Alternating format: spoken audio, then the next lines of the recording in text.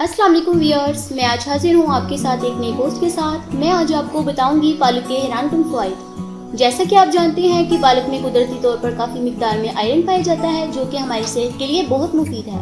पालक को ताकत का राज भी कहा जाता है। पालक बाकी तमाम सब्जियों से सस्ती है और ये जल्द की खूबसूरती के लिए भी नहायत मुफीद है।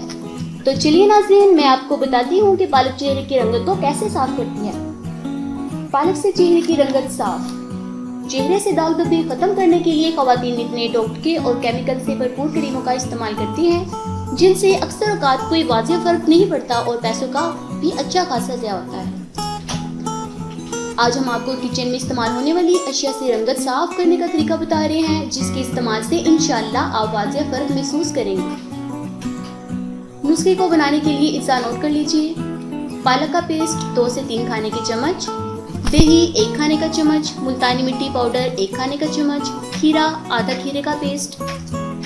बनाने का तरीका, तमाम मिर्चा को अच्छी तरह से मिक्स कर लें।